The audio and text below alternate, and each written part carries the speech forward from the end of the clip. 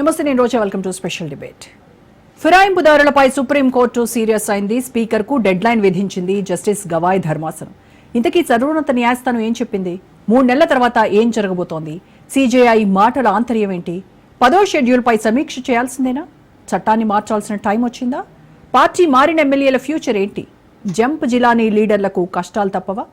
ఫిరాయింపుదారుల గుండెల్లో danger bells మోగుతున్నాయా? Dead line పైనే ఇవాల్టి స్పెషల్ డిబేట్.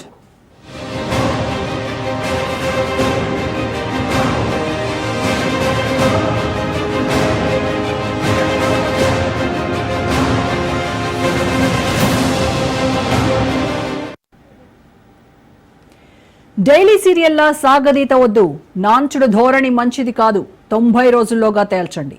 పార్టీ ఫిరాయింపుదారుల కేసుపై సుప్రీం మాటలివి. 3 నెలల్లోగా నిర్ణయం తీసుకోవాలని తెలంగాణ స్పీకర్ను ఆదేశించింది. పార్టీ మారిన ఫిరాయింపు ఎమ్మెల్యేలపై సీజేఐ జస్టిస్ గవాయ్ ఘాటు వ్యాఖ్యలు చేశారు. హైకోర్టు డివిజన్ బెంచ్ ఇచ్చిన తీర్పును కొట్టివేశారు. ఆయారాం గయారాంలపై ఆగ్రహం వ్యక్తం చేశారు. పార్టీ మారుతున్న ఎమ్మెల్యేల పట్ల పార్లమెంటే చట్టం తీసుకురావాలని అభిప్రాయపడ్డారు.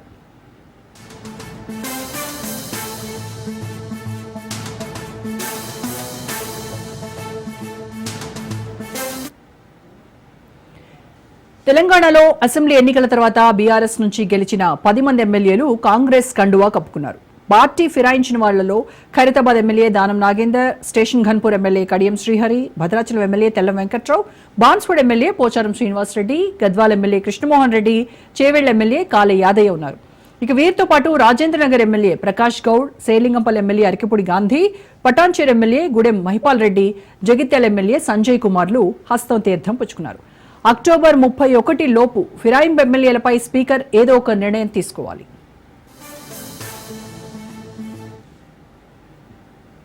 ఫిరాయింపుదారుల అనర్హతపై కీలక విషయాలు వెల్లడించింది సుప్రీంకోర్టు.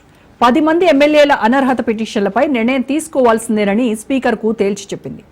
విచారణకు ఆటంకాలు కలిగించొద్దని స్పష్టం చేసింది. సాకులు చెప్పి విచారణ వాయిదా వేద్దామంటే కుదరదని తెలిపింది.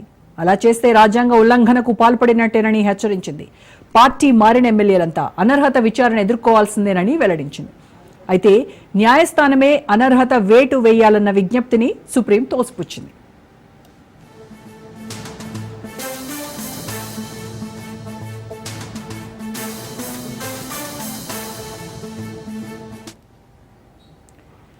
ప్రజాపాలన అంటూనే ఏడాదిన్నరగా రేవంత్ సర్కార్ రాజకీయ ఫిరాయింపులకు పర్యాయపదంగా మారింది. ఏ పార్టీలో గెలిస్తే ఏంటి, మా పార్టీలో చేరితే చాలు అన్నట్టుగా వ్యవహరిస్తున్నారు సీఎం రేవంత్ రెడ్డి. ప్రభుత్వానికి అసెంబ్లీలో స్పష్టమైన మెజారిటీ ఉన్నప్పటికీ ఫిరాయింపుదారులను చేర్చుకున్నారు. గతంలో పీసీసీ చీఫ్ హోదాలో పార్టీ ఫిరాయింపులపై రేవంత్ రెడ్డి మండిపడ్డారు. తాము అధికారంలోకి వస్తే ఆదర్శ రాజకీయాలు చేస్తామన్నారు. కానీ రాష్ట్ర రాజకీయాలను రేవంతే భ్రష్టు పట్టిస్తున్నారనే విమర్శలు వ్యక్తమవుతున్నాయి. తాజాగా సుప్రీం తీర్పుతో రాజకీయ వర్గాల్లో ఉత్కంఠ నెలకొంది.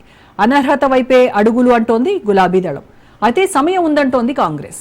దీంతో గడువు ముగిసేలోపు ఏం జరుగుతుందోనన్న ఉత్కంఠ అందరిలో నెలకొంది.